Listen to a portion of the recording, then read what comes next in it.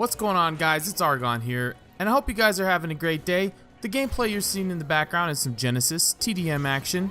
The reason I'm showing you guys this gameplay is for two reasons. One, your boy got yourself another nuke. Almost had a double de-at, choked it 8 off. Actually, the game was about to end. You'll see where it gets closer. Game was about to end. I could have got a double de-at, but there wasn't enough kills to go. But the second reason that I'm showing you guys this gameplay is because the team that I'm playing with was apparently able to get their blackout grenades on discount, and they were just chucking them like crazy. The game before this the game before this game, there was a couple guys that were throwing a lot of blackout grenades, but then somewhere near the middle to end of this game, they just started launching them like absolute crazy. I was like blacked out every other second, it seemed like. And the reason why I want to talk about this with you guys today is because I just have a real big problem with certain grenades and stuff like that being in the game. I just don't think that it's necessary.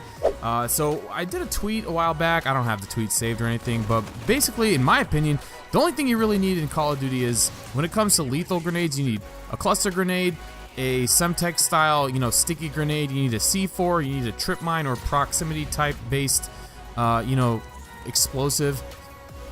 And that's really it. This other stuff they got here in Infinite Warfare, you know what? I'll get to the secret grenade in a second, but the TAR, which is like that rocket-propelled grenade, it's just unnecessary. The throwing knife, it's like okay, whatever. Biospike, like these are things that you don't really need. Like they don't add any real value to the game. Don't get me, honestly, let's talk about the spider grenade. So the spider grenade, I have a big problem with because all it does is create a bunch of variability in the game, and that's just completely unnecessary. It's not, something that's good, but we'll get back to that. And also, so while we're talking about that, and I'm bringing this up because these guys were throwing tons of blackout grenades, but when it comes to tactical grenades, you don't need all this stuff they got in here. Let's just see. You really just need a tactical type grenade, like a stun grenade, a flash grenade, whatever. That's really it. What else do you got here that you want to have? A smoke grenade and a trophy system. Really, that's what it comes down to, the type of stuff that you actually need in a Call of Duty game to be competitive. All this other crap that they have, it's unnecessary. And the reason why I don't like it is because it's just adding too much variability that it's just creating chaos. Like a spider grenade, you just toss it. There's no idea, you have no idea where it's gonna go, and it's just there to create chaos. Like, I can understand you use a tactical grenade to throw into a group of people to spread them apart, to damage them ahead of time if you have to attack them. That's fine. That makes sense. And as a defender, if somebody throws a grenade at you, you have a little indicator on your screen telling you where that grenade is, and you can prepare for it. And you also know that if you happen to see a grenade get thrown at you, you can run in a certain direction, and for the most part, you're going to be able to predict how to get yourself out of that situation. With a spider grenade, you have absolutely no clue how long that thing's going to chase you for, if it's even going to chase you. You just got to run for dear life, and half the time, you're just exposing yourself to be a dead, sitting duck. And for the enemy, it's not even that good either, because they have no idea the way you're going to react either. So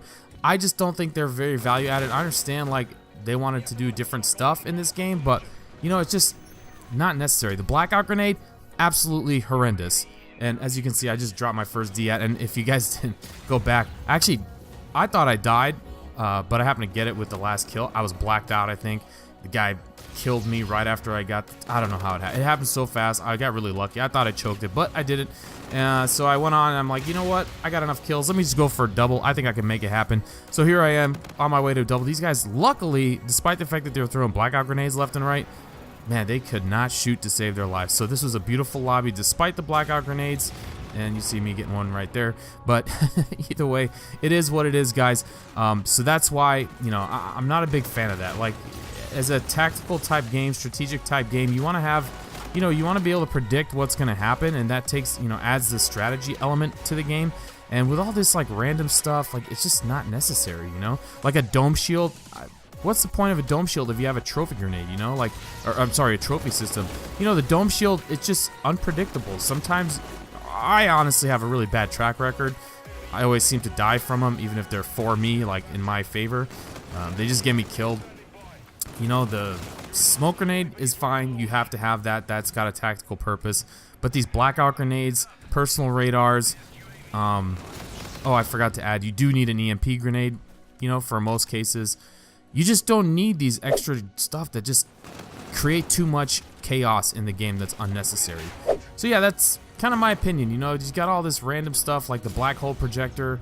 You know, that kind of reminds me of the IED, but at the same time, you know, it's just annoying. Yeah, you can avoid it, but it's just something that doesn't need to be there. Like, there's an alternative for that. You know, you can throw a grenade, does the same thing. You know, that's it. The cryo mine thing, like, okay, here's the thing about cryo mines. If you throw a cryo mine on a wall and that somebody hits it, they're gonna lose their ability to wall run, and that basically turns that cryo mine into an invisible trip mine. Because if you're wall running somewhere, you're gonna fall off the map. So you just converted your cryo mine into a trip mine, and the only difference is the trip mine has this big laser beam that tells you that it's coming. The cryo mine doesn't. But anyway, at this point, you know, you can see that I basically called in my de-at. I did choke, you know, the second de-at. There wasn't enough kills. If I'd have gone a little quicker, maybe if I hadn't been getting blacked out constantly, I would have been able to actually get a double. But either way, I dropped the de-at on Genesis. I hadn't done that before, so I was glad I was able to do that.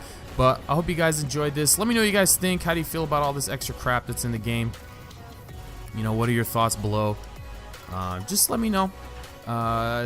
You know, as always, if you guys did enjoy it, make sure you leave a like if you haven't yet. Don't forget to subscribe, and if you're not following me on social media, the links are in the description of the video down below. And as always, guys, my name is Argon, and I'll see you next time. Peace.